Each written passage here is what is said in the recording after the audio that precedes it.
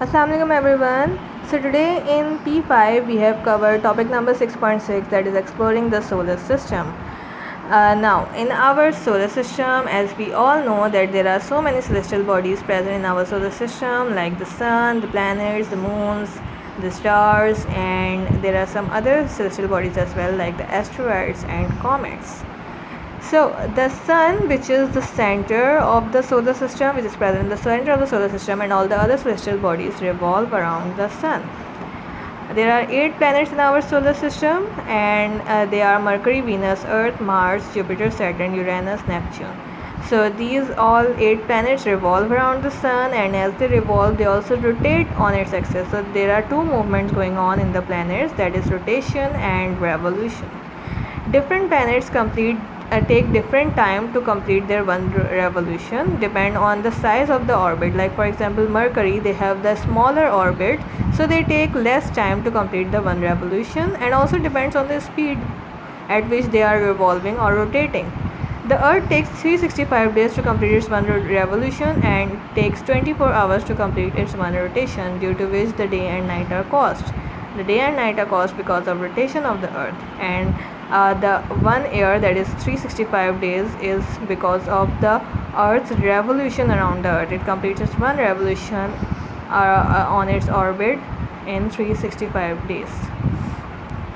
Okay, so the moon is actually considered as a satellite, because a satellite is a celestial body that orbits around the planets, and as we all know that the moon orbits around the planet just like our moon orbits around the Earth, whereas the moons of Jupiter orbits around their own planet like Jupiter. So actually the moons orbits around their own planets, so they are considered as the satellite, whereas the sun is known as a star, because stars have their own light, and as we all know that sun have its own light, and all the other planets and moon does not have their own light, they reflect the light of the sun. So the sun is considered as the biggest star in our solar system. Other than these, there are some rocky substances also present in our solar system. They are known as asteroids, and most of the asteroids are present between the orbit of the Earth and the Mars, and because there are so many asteroids between the orbit of the Earth and the Mars, that they form an asteroid belt. These are the rocky substances, and it is believed that they are the leftovers of the earlier development of the universe. Like when the planets and stars were forming, these are the leftovers of these celestial bodies. It is believed by the scientists. Comets are actually formed of ice and the dust particles, and they are also smaller. They are very small, and they are present in the large orbits. You can say that they are present beyond the orbits of the Neptune, and they do not come near. We cannot observe these comets because they are present in the larger orbits. They do not enter the Earth atmosphere mostly. But there were some comets that we have observed, like there was a Halley comet that we have observed in like earlier 18th century, and after that we haven't observed any of the comet entering our Earth atmosphere, because they take much longer time to complete their one revolution, because they are very far away.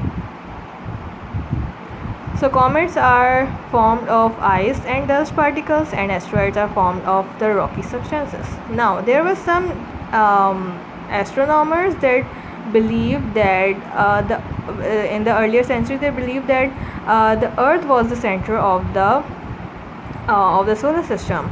Like there was an Egyptian astronomer named Ptolemy.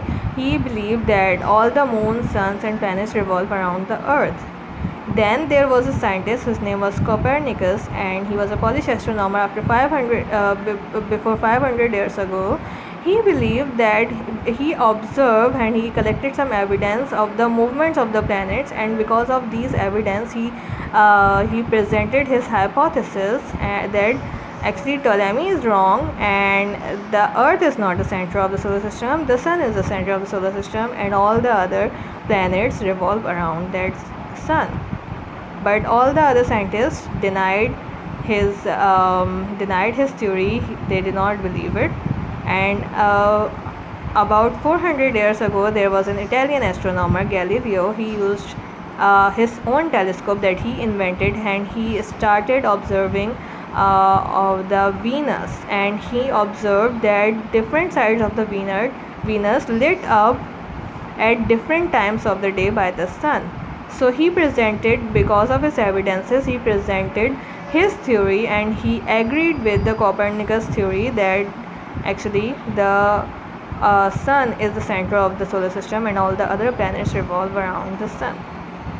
Okay, there is one more thing that I forgot to tell. Actually, these asteroids, when they collide with each other, they break down into smaller pieces, and these smaller pieces are known as meteorites. And when the meteorites enter the Earth atmosphere, because of such high speed, they begin to glow up, and also because of friction, because of the air, they begin to glow up, they begin to heat up. So then these meteorites are then called meteors, or you can simply say shooting stars. So actually meteors are the shooting stars. So this was for today. This is what we have discussed today. These about the solar system, these celestial bodies that are present in the solar system we have discussed today, and about some of the scientists also. So today's your homework is that you have to read this page number 92, and also you have to for the revision I have given you the activity book exercises on page number 50 and 51. So you have to solve those exercises, that is 6.4 and 6.5, page number 50 and 51 on the activity book. I hope that you understood the concept of this solar system and all the other celestial bodies. I will see you in the next class. Jazakallah.